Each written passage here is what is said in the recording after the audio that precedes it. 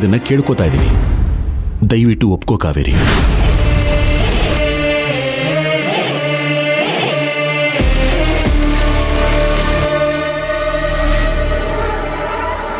ಅದೇಗ್ ಸಾಧ್ಯ ಸರ್? ನಿಮ್ ಫ್ಯಾಮಿಲಿಯವರೇ ಯಾರಾದ್ರೂ ಸಕ್ಸಸ್ಸರ್ ಆಗ್ಬೇಕು. ಅವರೇ ತಾನೇ ನಿಜವಾದ ಹಕ್ಕುದಾರರು. ಅವ್ರಿಗೆ ಅದನ್ನ ಕೊಡೋದೇ ನ್ಯಾಯ. ನಾನ್ ನಿಮ್ ಫ್ಯಾಮಿಲಿಯವಳು ಅಲ್ಲ. ಈಗ ನಿಮ್ ಕಂಪನಿ ಆರ್ಡಿನರಿ ಒಂದ್ ಎಂಪ್ಲಾಯ್ ಕೂಡ ಅಲ್ಲ. ನಾನ್ ಹೇಗ್ ನಿಮ್ ಸಕ್ಸಸ್ಸರ್ ಆಗೋದಿಕ್ ಸಾಧ್ಯ ಸರ್? ಕಾವೇರಿ, ನಾನು ಯಾವಾಗ್ಲೂ ಒಂದು ಮಾತು ಹೇಳ್ತಾ ಇದ್ದೆ. ಪದವಿ ಯೋಗ್ಯತೆ ಮೇಲೆ ಸಿಗಬೇಕು, ಸಂಬಂಧದ ಮೇಲಲ್ಲ. ಈ ಪದವಿ ನಿನ್ ಪಾಲಿಗೆ ಬರ್ತಾ ಇರೋದು ನಿನ್ ಯೋಗ್ಯತೆ ಮೇಲೆ. ನೀನ್ ಮನಸ್ಸು ಮಾಡ್ಬೇಕಷ್ಟೆ. ಸರ್, ನೀವ್ ಹೇಳಿದ್ದನ್ನ ನಾನು ಒಪ್ಕೋತೀನಿ. ಆದ್ರೆ ನಿಮ್ ಮನೆಯವ್ರು ಒಪ್ಬೇಕಲ್ವಾ? ಅದ್ರಲ್ಲೂ ನನ್ನಂತ ಹೊರಗಡೆಯವಳನ್ನ ಅವ್ರು ಒಪ್ಕೊಳ್ಳೋದಕ್ಕೆ ಹೇಗ್ ಸಾಧ್ಯ? ಇದು ಸಾಧ್ಯ ಆಗತ್ತೆ. ಅವ್ರು ಒಪ್ಕೊಳ್ಳೇಬೇಕು. ಅದಕ್ಕೆ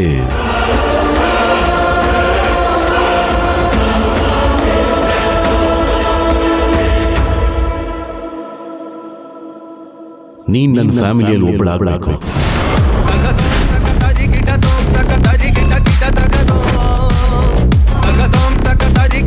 ಅಂದ್ರೆ ಇವರು ಪ್ರೀತುನ ಮದ್ವೆ ಆಗೋಕ್ ಹೇಳ್ತಿದಾರಾ?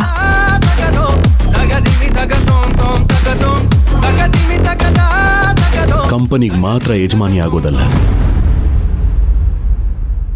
ನೀನ್ ನನ್ನ ಮನೆಯವ್ರಿಗೂ ಯಜಮಾನಿ ಆಗ್ಬೇಕು.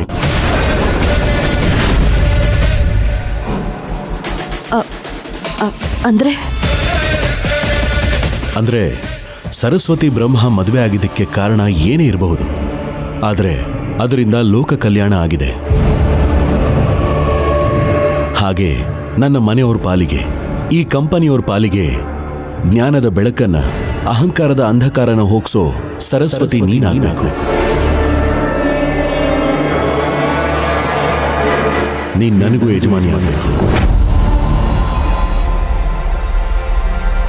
ಬಿಸ್ನೆಸ್ ಪಾರ್ಟ್ನರ್ ಮಾತ್ರ ಅಲ್ಲ, ಲೈಫ್ ಪಾರ್ಟ್ನರ್ ಆಗಬೇಕು.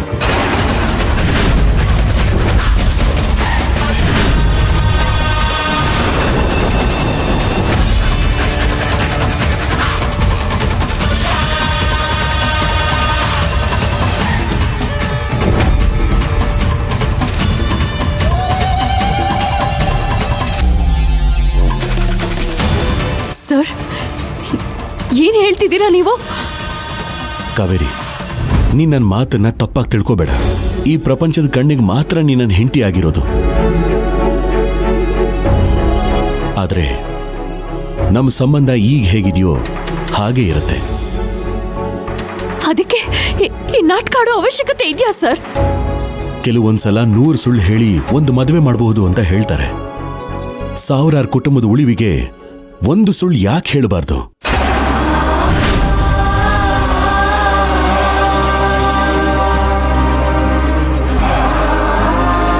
ಸರ್, ಅದಕ್ಕೆ ಗಂಡ ಹೆಂಡತಿ ನಾಟಕನೇ ಯಾಕೆ ಆಡ್ಬೇಕು ಅಂತ? ನಾನು ಏಕಾಏಕಿ ನಿರ್ಧಾರ ತಗೊಂಡಿಲ್ಲ. ತುಂಬಾ ಯೋಚನೆ ಮಾಡಿನೇ ಈ ನಿರ್ಧಾರ ತಗೊಂಡಿರೋದು. ನಿನ್ನನ್ನು ದತ್ತು ತಗೊಂಡು ನಿನ್ನನ್ನು one of the board member ಮಾಡಬಹುದು. ಆದ್ರೆ ನೀನ್ ಅವರಲ್ಲಿ ಒಬ್ಬಳಾಗ್ತೀಯ. ನಿನಗೆ ಕಂಪ್ಲೀಟ್ ಅಧಿಕಾರ ಸಿಗಲ್ಲ. ನೀನ್ ಅವರನ್ನ ಆಳೋ ಪೊಸಿಷನ್ ಅಲ್ಲಿ ಇರಬೇಕು ಅಂದ್ರೆ ನೀನು ಯಜಮಾನಿ ಆಗಿರ್ಬೇಕು.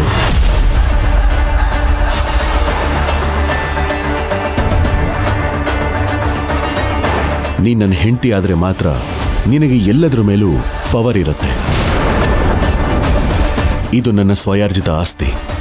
ನನಗಿದ್ರಲ್ಲಿ 70% ಸ್ಟೇಕ್ ಇದೆ. ಅದರಿಂದ ಅಷ್ಟು ಅಧಿಕಾರನ ನಾನು ನಿನಗೆ ಟ್ರಾನ್ಸ್ಫರ್ ಮಾಡಬಹುದು.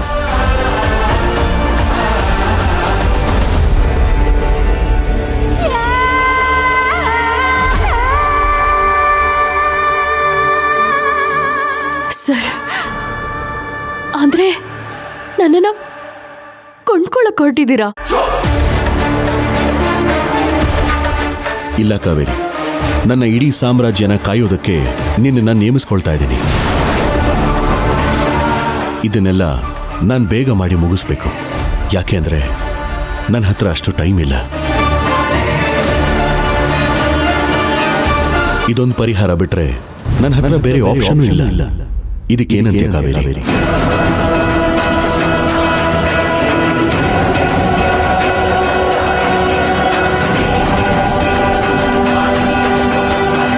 ಕಾವೇರಿ, ಕಾವೇರಿ, ಇದಕ್ಕೆ ನೀನೇನು ಹೇಳ್ತೀಯ? ನನಗೆ ಏನು ಹೇಳಬೇಕು ಅಂತಾನೆ ಅರ್ಥ ಆಗ್ತಿಲ್ಲ ಸರ್. ನೋಡು, ನೀನ್ ನಂತರ ಆಗ್ಬೇಕು ಅಂತ ಕನಸು ಕಂಡಿದ್ಯಲ್ಲ, ಆ ಕನಸು ನನಸಾಗೋ ಟೈಮ್ ಬಂದಿದೆ. ಸಂದರ್ಭ ಸರಿ ಇಲ್ಲದೆ ಇರಬಹುದು, ಪರಿಸ್ಥಿತಿ ಸರಿ ಇಲ್ಲದೆ ಇರಬಹುದು, ಆದ್ರೆ ಉದ್ದೇಶ ಮತ್ತು ಗುರಿ ಎರಡೂ ಸರಿಯಾಗಿದೆ. ಸಾಮಾನ್ಯವಾಗಿ ಸತ್ತಾಗ ಮಕ್ಕಳು ಹೆಗಲು ಕೊಡ್ತಾರೆ, ಆದ್ರೆ ನನಗೀಗ ನಿನ್ನ ಹೆಗಲು ತುಂಬಾ ಮುಖ್ಯವಾಗಿ ಬೇಕಾಗಿದೆ. ನೀನ್ ನನ್ನ ಕೈ ಹಿಡಿದು ನನ್ನ ಕನಸಿನ ಕಂಪನಿನ, ನನ್ನ ಕುಟುಂಬನ ಸರಿಯಾದ ದಾರಿಗೆ ತರ್ತೀಯ ಅನ್ನೋ ಭರವಸೆ ನನಗಿದೆ.